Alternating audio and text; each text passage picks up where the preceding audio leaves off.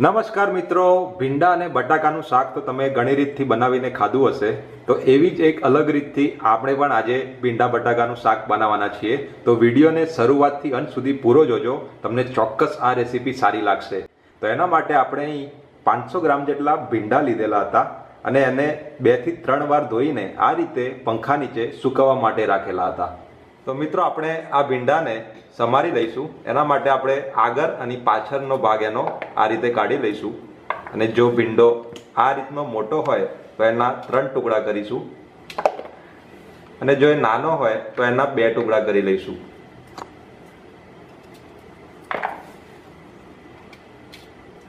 આ રીતે સમારશો તો એક જ સાઈઝના ભીંડા આપણા થશે અને બટાકા જોડે એનો સ્વાદ પણ બહુ સરસ આવે છે.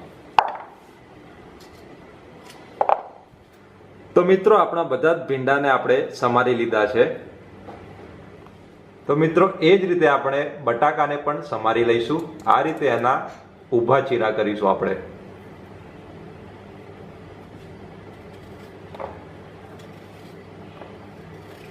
તો તમે તમારી રીતે કોઈ પણ આકારના જો ચીરા બટાકાના રાખવા માંગતા હોય તો એ રાખી શકો છો, પણ આ રીતના ભીંડા જોડે એનો ટેસ્ટ સારો આવે છે અને દેખાવ પણ સારો હોય છે.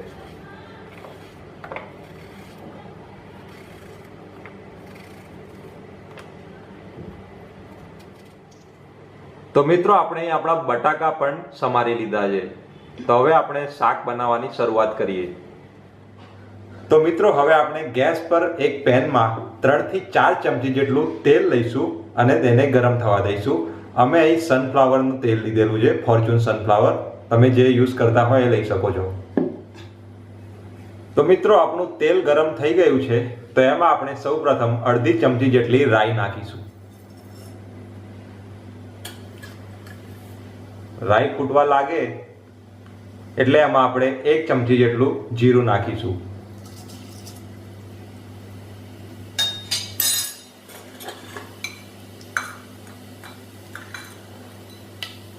ત્યારબાદ તેમાં ચપટી હિંગ નાખીશું.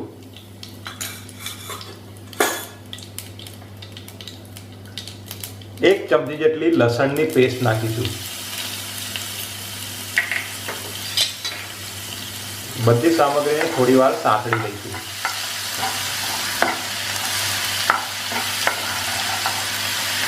હવે તેની અંદર એક મીડિયમ સાઇઝની સમારેલી ડુંગળી નાખીશું અને 1 થી 2 મિનિટ જેવી સાંતળી લઈશું.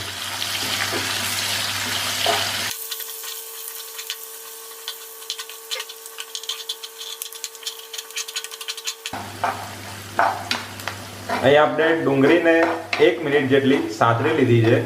તો એની અંદર આપણે આપણા સમારેલા બટાટા નાખી દઈશું.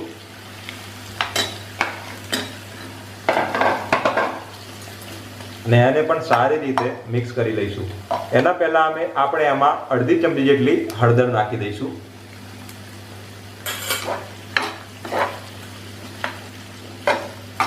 અને સારી રીતે મિક્સ કરી લઈશું.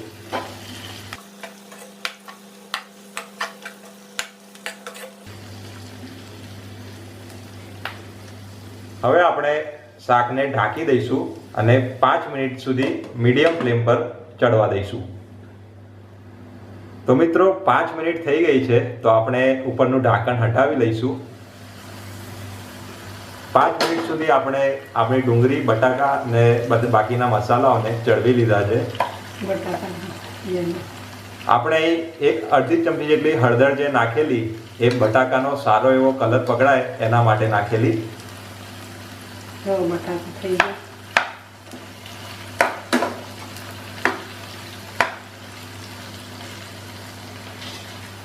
તો હવે એની અંદર આપણે આપણા ભીંડા નાખી દઈશું.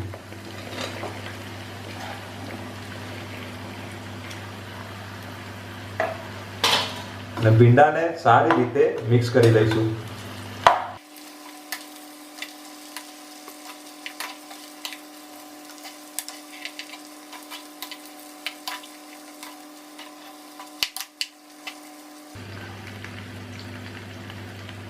તો હવે આપણે એની અંદર 1 ચમચી જેટલો આપણો કાશ્મીરી લાલ મરચા પાવડર નાખીશું. 1 ચમચી જેટલો દાણા જીરું પાવડર નાખીશું. અને સારી રીતે મિક્સ કરી લઈશું.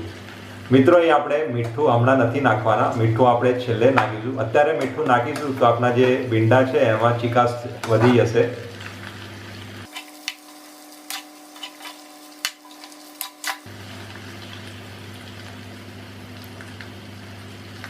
તો હવે આપણે ફરી ઢાંકણ ઢાંકી દઈશું અને બીજી 5 થી 7 મિનિટ જેવું ધીમેથી મીડિયમ ફ્લેમ પર ચડવા દઈશું.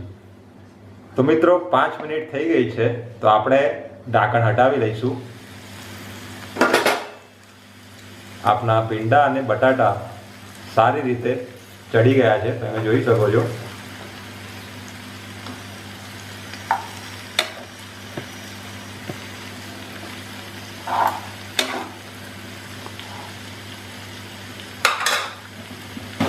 તો હવે આપણે છેલ્લે એના ઉપર સ્વાદ પ્રમાણે આપણું મીઠું નાખી દઈશું અને થોડી ઉપરથી કસૂરી મેથી નાખી દઈશું અને સારી રીતે મિક્સ કરી લઈશું.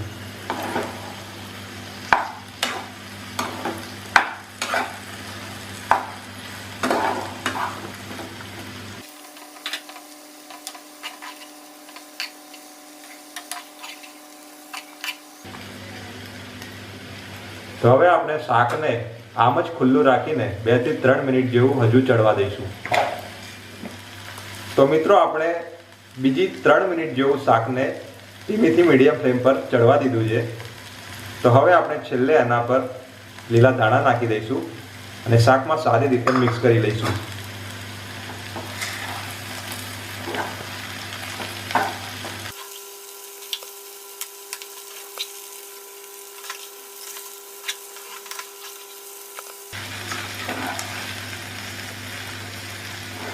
તો મિત્રો, તૈયાર છે આપણું સ્વાદિષ્ટ ભીંડા અને બટાટાનું શાક.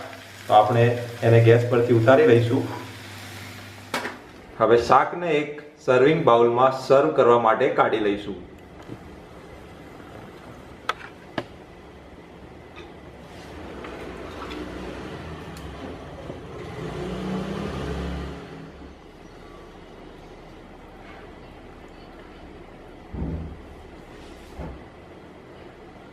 આ શાકને આપ રોટલી, પરોઠા કે રોટલા સાથે ખાઈ શકો છો.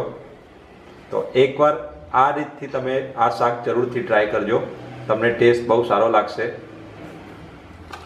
વિડીયો જો તમને સારો લાગે હોય તો લાઈક કરજો અને અમારી ચેનલને સબસ્ક્રાઈબ કરજો, જેથી અમને પણ સપોર્ટ મળે.